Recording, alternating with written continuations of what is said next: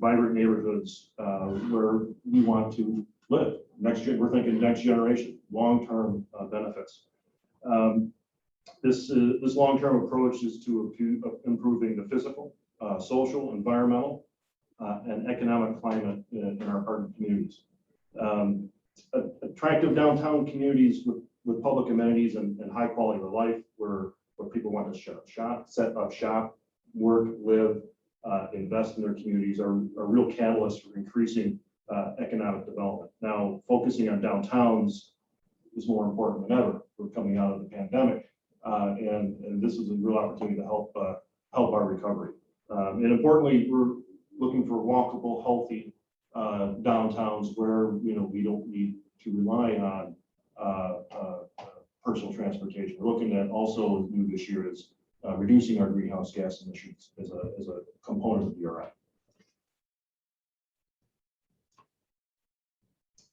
Yep, thank you.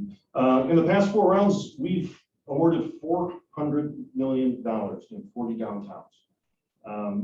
We're really proud of what was created in DRI, and not only because it's a $100 million program, but because every part within that program makes it worth it. It's designed so every part of the process serves to benefit the community. Even the prep of the application serves the benefit of the community because we require that you engage the public in its preparation. All that leads into the narrative of how the plan will proceed forward. As I mentioned, so far we've awarded $400 million to date, and in fact leveraged at this point in time $1.2 billion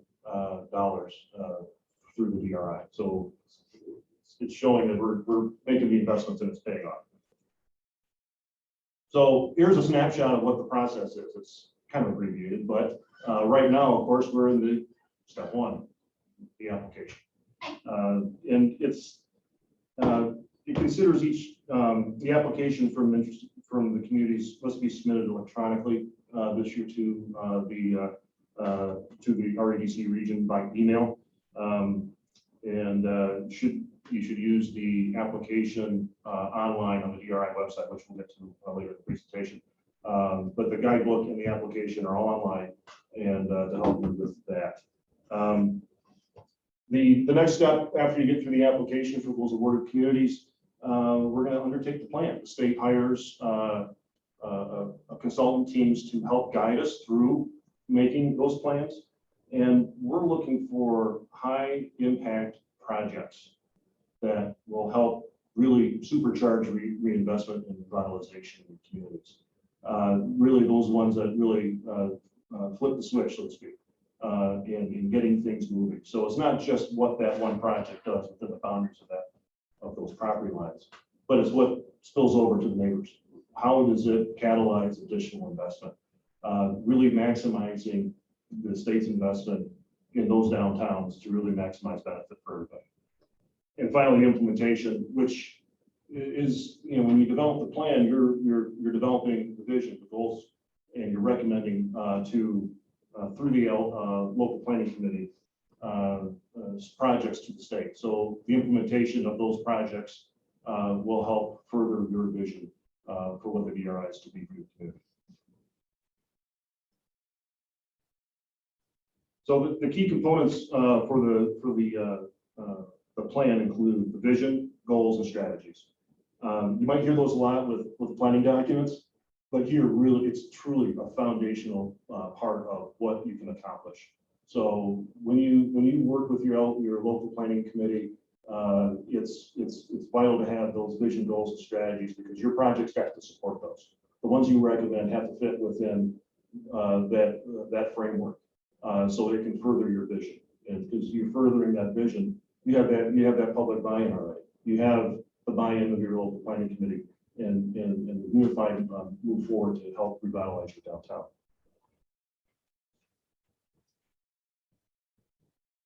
And of course, we're looking for synergistic projects. If projects that you're recommending work well together, that gives us more of a competitive edge when those projects are considered for funding. So that synergy keep that in mind. So even when you put the applications together, projects that can feed off each other, work together as a contributing to the whole, is more competitive than if you don't. But each community will develop their tailored criteria for the selection and that are that's appropriate for their DI, for the vision, goals, and strategies, as well as the goals for the DRI program. And I mentioned this a little bit earlier, catalytic investment. Our structures have changed a little bit on what funding levels are appropriate for DRI. I'll get to that a little bit. But we're looking for that catalytic investment. We're looking for those projects that are transformative. The ones that when you invest in a project, it changes the face of your downtown. You can look at past projects in our previous DRIs in Western New York. You can look at only in the redevelopment of the Manny Haney building, iconic building right in the heart of downtown, been empty for 30 years. Projects like that reactivate buildings that have been empty that long can really make a change. So that's what we're looking for: catalytic investment. When that building's complete and operational, we're looking. Those kind of projects can help the neighbors make additional investments and really catalyze revitalization. Again, that's supercharging revitalization in your downtown. So this year, as we're struggling to recover from the pandemic, DRI is going to be a little bit bigger. Instead of the $10 million, we are now at 20 per region. So you can, the RADCs have the option of recommending to the state communities to 1 or 2 downtowns. So 1 downtown for 20 or 2 downtowns for 10. And there's going to be a different level of project readiness and requirements in the application for ones that are being recommended for 20. Those have to be very significant projects, very significant investments. Within each region, the RDC will nominate either 2 downtowns over 1. And of course, all of them still have to fit within the vision and the goals that you establish. So a successful application. What is it? What are the characteristics? They build on a clear vision. If you have, some applications in the past have been tourism focused. Some have been walkability. Some have been historic preservation. I mean, it's what your vision for your community is, and how those projects that you're proposing support that. So if those will advance your vision, that's kind of thing we're looking for. It's very competitive when we get into seeing how you're going to advance your vision with the projects that you propose. Ideally, we want communities to have a head start on building the consensus they need to implement the DRI projects. So we encourage you to have real projects in your application. It helps show readiness.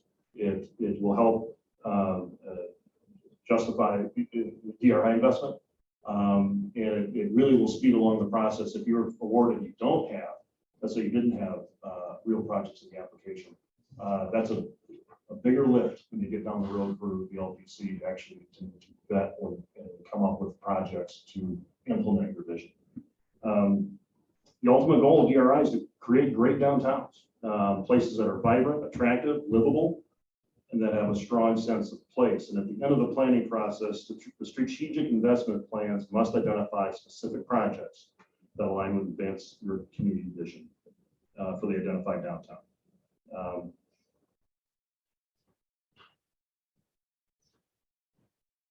So, eligible applicants. We have a new twist in our eligible applicants this year. Previous or new applicants. Previous meaning if you've applied to DRI and you have not, or if you haven't received the grant, you can apply again for a new area. prior DRI recipient, second bullet, for a new distinct area. So if you have another downtown commercial area or node that you think is competitive for a DRI project and you already have one, you can still apply. And it's just, but everything still applies. It's the same process. And also new this year are 2 contiguous communities with 1 interconnected downtown area or corridor can apply.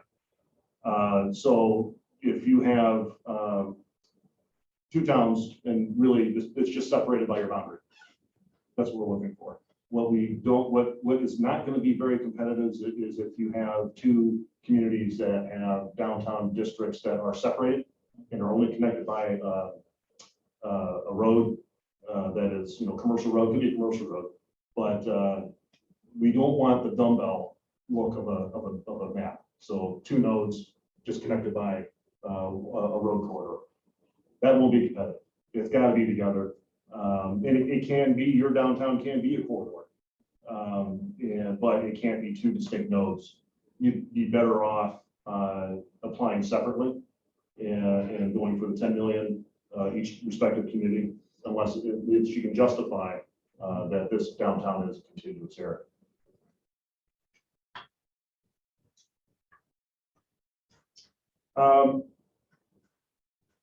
So attributes of a successful downtown. Applicants should identify how their downtowns are ripe for redevelopment. Those with the basic framework in place with a strong and effective revitalization plan. The application asks you to address these attributes in the chosen areas for the DRI. And we're going to go through these bullets in a sec. But again, keep in mind, we're looking for downtowns that are starting on the upswing. So the revitalization is, you're starting to see some bright spots, and we're gonna take it to the next level with DRI.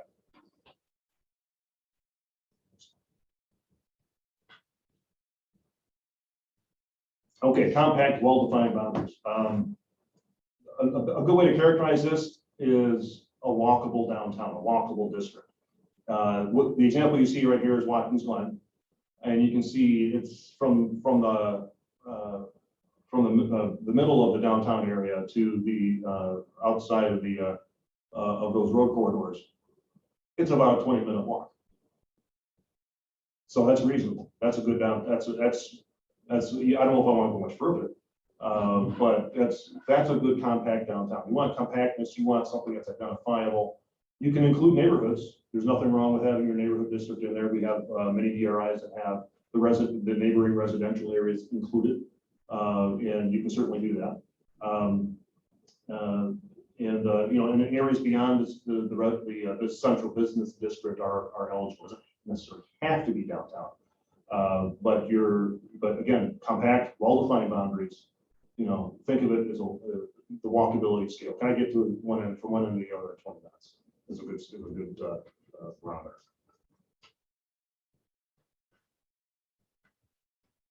So past investments, what have you done in the past? What is, the presence of nearby investments planned or undertaken through the RDC or other public and private investments, things that we're looking for things to build on. So you've received some investment, and again, it's taking this to the next level to help change and improve your downtown marketability. Looking for continuity with the REDC, existence of developable properties within the downtown, including properties that can be utilized for varying levels of housing affordability and mixed uses.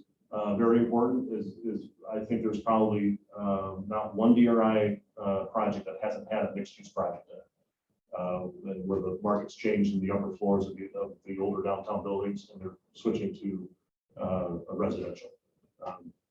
And so growth potential for community involvement of anchor institutions that are near the downtown, ability of existing infrastructure to support development of downtown, and potential to maximize recent infrastructure upgrades.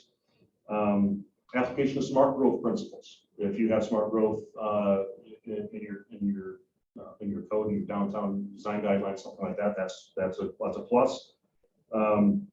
And of course, the potential for development of energy efficient projects and opportunity for green jobs.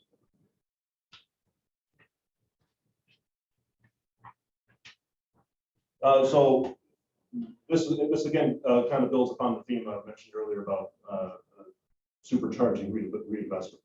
So if you've had a recent success in economic development, you've brought in a new company and new employees, and that's something we can build on. Make sure that's in the application, because that's changing your market, and you want to help serve those people by having them come downtown, attracting them downtown. This is key. So if you have new or expanding employers, accessibility of new existing jobs from the downtown, if it's walkable or by public transit, it's great.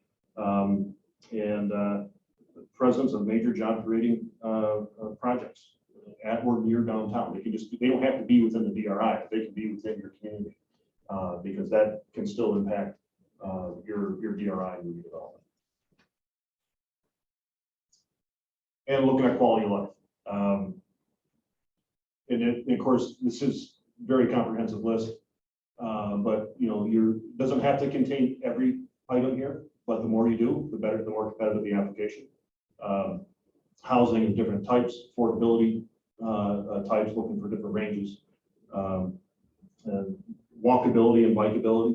One of your projects could be a walkability type of project that's including a streetscape or something like that. That could address a desire of the downtown and the public to make your downtown more walkable. Healthy and affordable food choices, public parks and other gathering spaces. Again, that feeds right into quality of life. Recreational opportunities, broadband accessibility.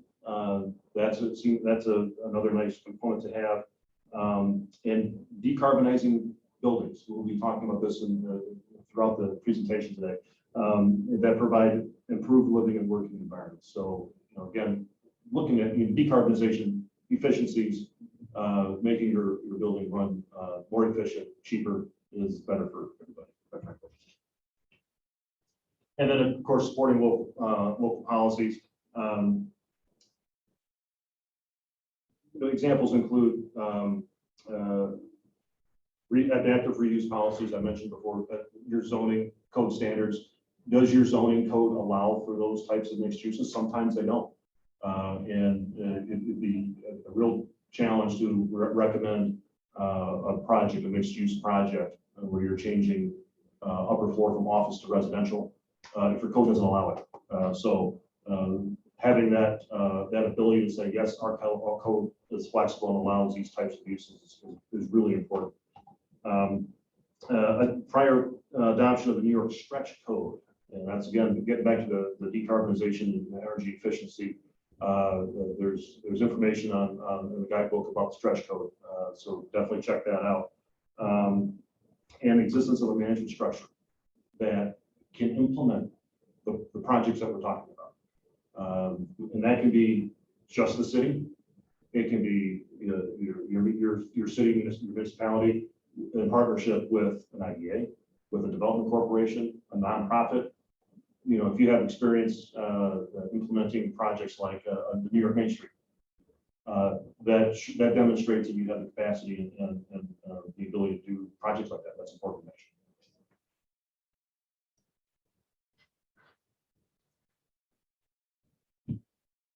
And of course, public engagement. It's very important. It's required as a part of the application to have a public meeting to garner public support, find out what their vision is, what they support with the application. And we require at least one public meeting, and it can be in person or virtual, and it's required prior to application submission, so it cannot be done after the fact. And so, I mean, did you got to answer kind of questions of what stakeholder groups you use to develop the application, what organizations were represented in that group, mentioned previous planning efforts, such as downtown transportation plan or Main Street initiative. And you should identify in the initial an initial local lead for the program to work with the REDC to provide additional information if requested, and later with the state to get the planning process underway if your community is selected. You should also identify a local planning committee, members or organizations from which members can be chosen. And this is not set in stone. These are recommendations. So, look for in between 10 and 20 people that would be considered for an LPC that really helps the process along if your committee is selected.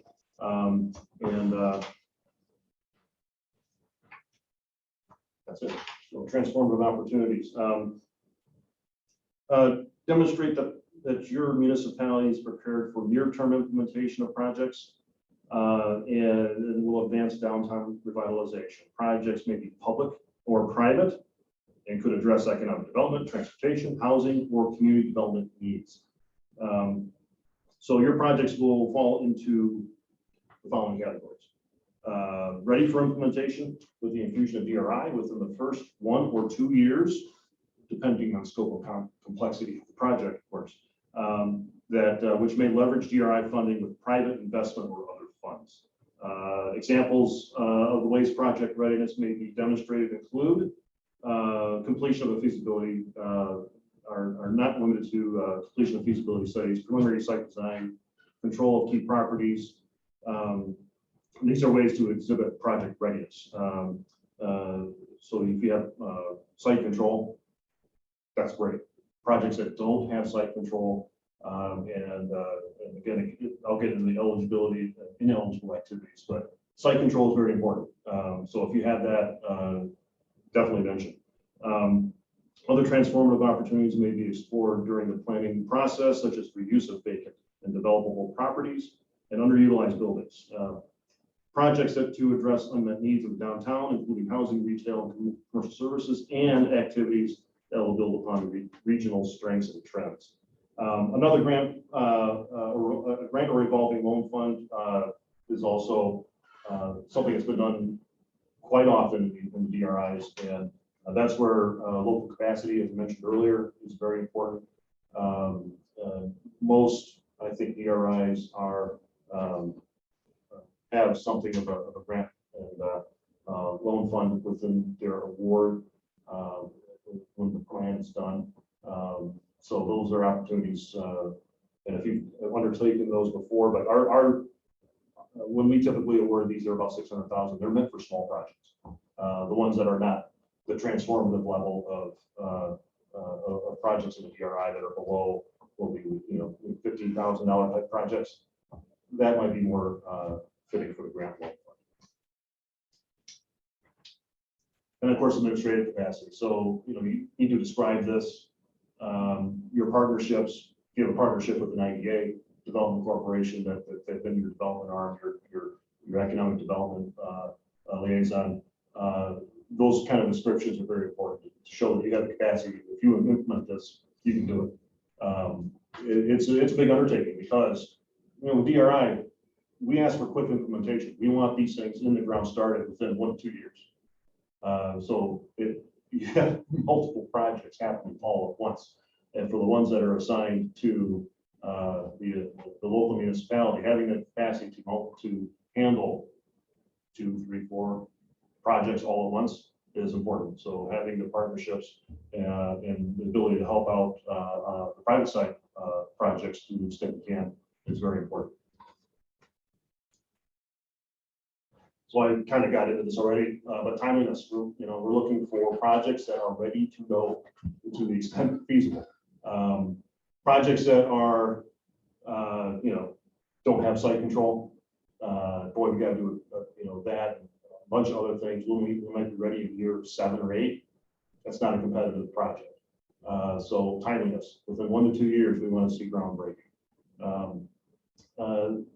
Minimum DRI award for a project, $100,000. So if you're a strategic project or your catalytic project, it's 50. That's not the scale we're looking for. We're looking for 100,000 and up. Because those projects less than 100,000 are typically more appropriate for the development fund. And this year we're looking for, if it's a solely a residential project, it has to be a minimum of 8 units with an affordable component. So keep that in mind. That doesn't mean it's mixed use. That means it's residential only. And new this year is a funding level of 40% or less for privately sponsored projects. You have the ability to get up to 50 meeting higher decarbonization standards. Those are going, that goes in, we go in a little more detail on that in the guidebook. But we're looking for things like charging stations. You're looking for I have a list here. Charging stations, on-site renewables, energy storage, climate resiliency measures, full electrification, looking for things that reduce your carbon footprint. And of course, new and substantial rehab projects have to comply or have to incorporate the New York stretch code. Okay. And then this is an important slide, ineligible activities. Number one, planning activities. We don't want to do the DRI plan, strategic investment plan, to do another plan. So that's ineligible. Operation and maintenance costs, cannot do that. So we will pay for the construction of the streetscape, but we aren't going to pay for the plowing, that kind of thing. Pre-award costs. So if a project is awarded on September 9th and you have costs for that project in August 9th, those are not eligible costs. Property acquisition, not eligible. If you're proposing a project, have that, it requires acquisition, have that squared away ahead of time. You don't want to make the property or your project less competitive because you have property acquisition still in the mix. DRI just won't pay for it. So have that taken care of as much as possible. And then training and other program expenses. We don't pay for training or existing programs. So those things are not eligible. And then, of course, it's $20 million this year. So if you have a downtown, or if you have a project or a downtown that you think the $20 million level is right for you, we're looking for a little bit more than what's in the normal application. You have to identify at least 1 to 2 large transformational projects. What do I mean by large? It's in the eye of the beholder at this point, but we're not looking for a $100,000 project to be the transformation project. And then you have to strive the capacity of your municipality and your partners to manage and implement that thing. It's going to be a significant project. So be ready for that and have to be prepared to explain that in more detail. Why that $20 million level is appropriate. Okay.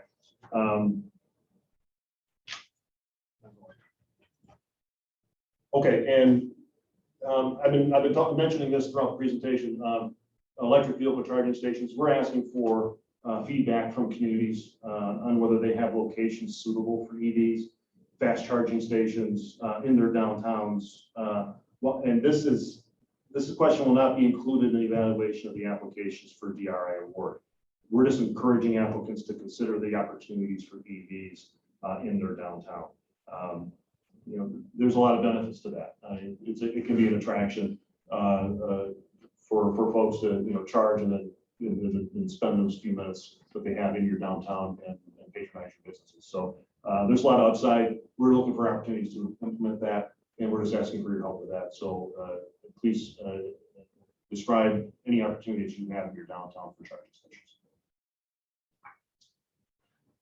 And this is the other important slide, right?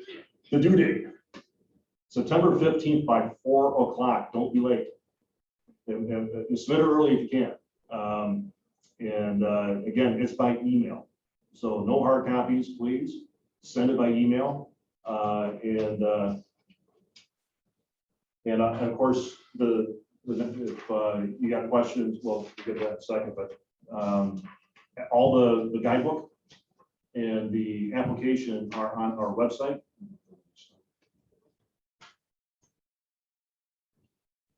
Right there. And it's down where that circle is, guidebook and round 5 applications. So please go there, look through the guidebook. It's very helpful. It goes into more detail on what we've gone over here. But of course, we're always available for questions. So, well, good luck, folks. So this is, we have our contact information here. So just to go over the process. So right now the application period is open. When it closes, the RADC, which is the Regional Economic Development Council, will review the applications. At that point, what we have done over the last few years is actually schedule interviews with communities. And we have asked for a list of projects, descriptions, and the amount requested and total project cost. That's something that we'll ask for because it would help the council identify if you're applying for $10 or $20 million, and also be able to see the status of your project. After that, the RADC will make their recommendation to the governor's office, and then the governor's office will then make the announcement of the community or communities that win the DRI, and then after that we'll get into the planning process. I think that now that we're in the 5th round, we have 4 communities that have won in Western Europe. Whenever we talk to applicants, I always encourage them to reach out to the communities that have been awarded DRI funds, over the last 4 rounds. I highly encourage you to do that. And you can also go on the DRI website and see all the previous proposals and the winning proposals to be able to understand why those proposals were chosen as winners of the DRI.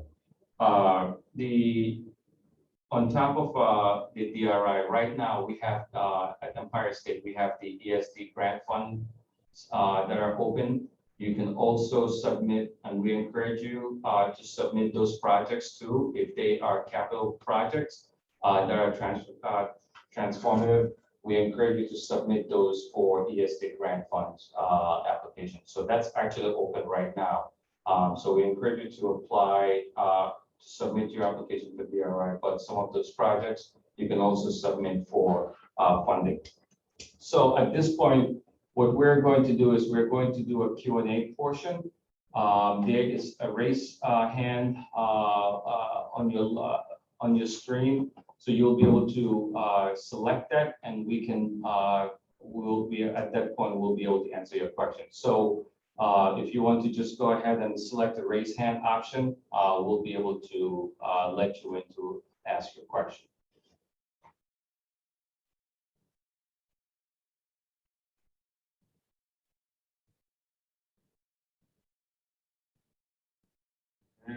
Don't see any yet. Okay, Laura Wilson, go ahead.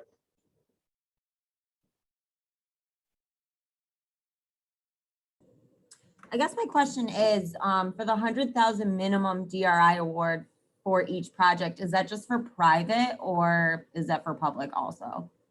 That's for both. Yeah. So a DRI, again, we're looking at transformational projects, major, pretty significant projects, and both should be $100,000 minimum. Thank you. You're welcome.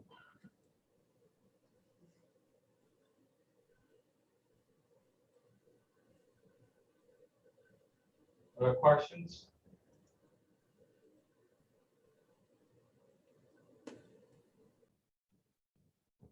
Let's see. Hey, Pamela James. Hi, thank you for the presentation. If I can understand correctly, we can have like 2 or 3 partners. We can have like more than one group to complete the application. There just has to be a lead group, a lead organization. Is that correct? Well, so the applicant has to be the municipality. The municipality has to be the one to submit the application. It doesn't matter, you can have multiple partners. As long as your municipality submits it, that's fine, but your municipality has to be the one that submits your application.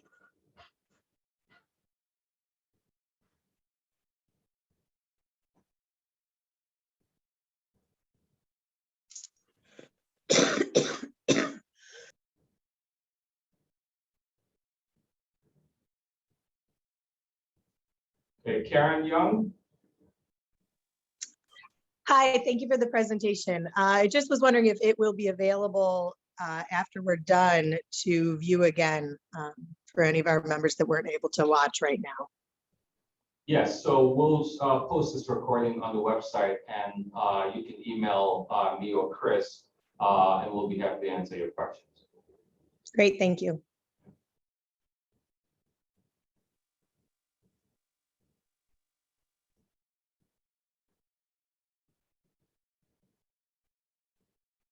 Okay, Marshawn, go ahead.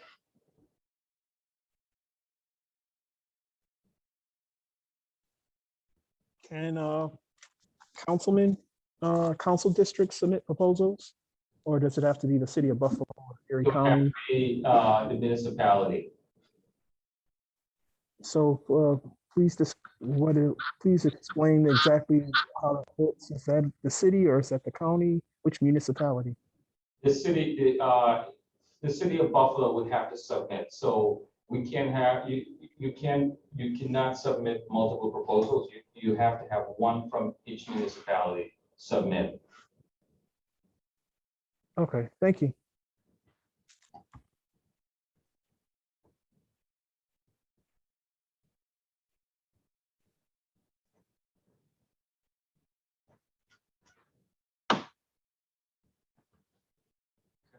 Anyone else with questions?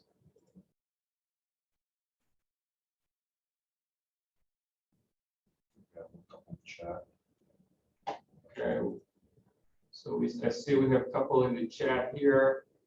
From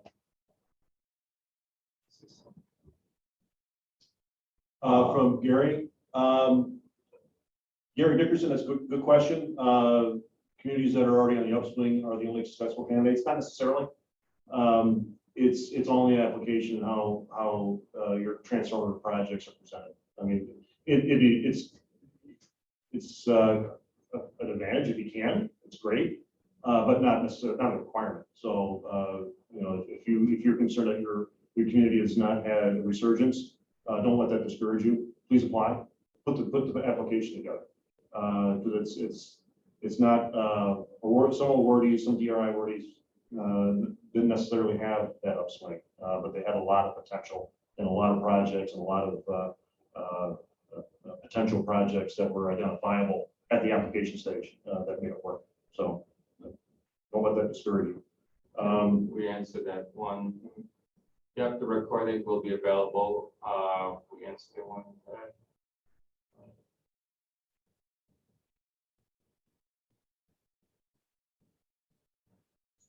For advice to small municipalities, I think it's really important to have a conversation with your constituents about the capacity to really carry out these projects, because we're talking about $10 to $20 million a year.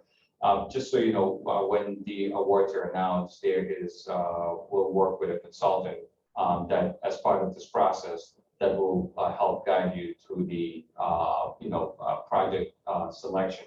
Mhm. But it's very important to think about your capacity and your readiness to carry out these projects. And that's why I said and encourage you to talk to municipalities that have already been awarded. For example, Jamestown, Olean, Lockport. Talk to them about how they were able to carry out these projects. I think those conversations are very important. And keep in mind, for size of community, it's not as important as the quality of the application and the projects. We've got communities of all sizes that apply to the program. Niagara Falls last year, fairly large community. And then you look in Finger Lakes, you have Penn Yan and Seneca Falls, a little bit smaller.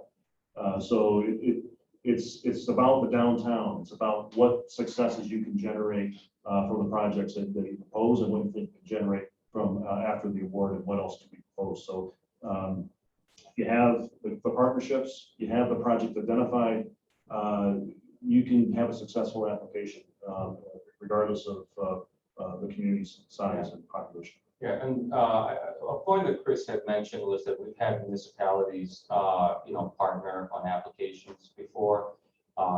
Like the village and town of Hamburg, the town and village of Ellicottville, working together to carry out, to put their proposal together. So I think that's another way to, put in a proposal if you're a small municipality and you are concerned about the ability to carry out these projects. Question from Jason. Hi, thank you both. Just curious, is a presentation part of this year's process? That's something that we will send an email about after the proposals are received, but we're anticipating that we'll have a presentation portion of this, just like we did in previous rounds. But we'll send out information after proposals are submitted. Okay, and I guess it could either be at this point, either a virtual or in person. Has that been decided? No, because we will send that information out. Okay, thank you.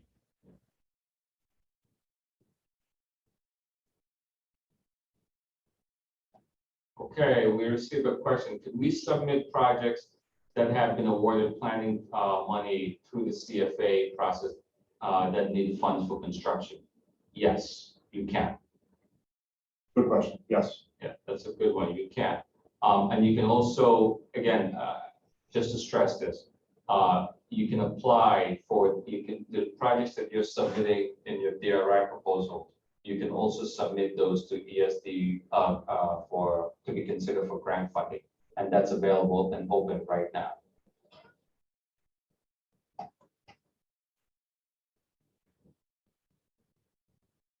These are great questions. Keep going. Laura, did you have another question? No, I'm all set. All right, anyone else?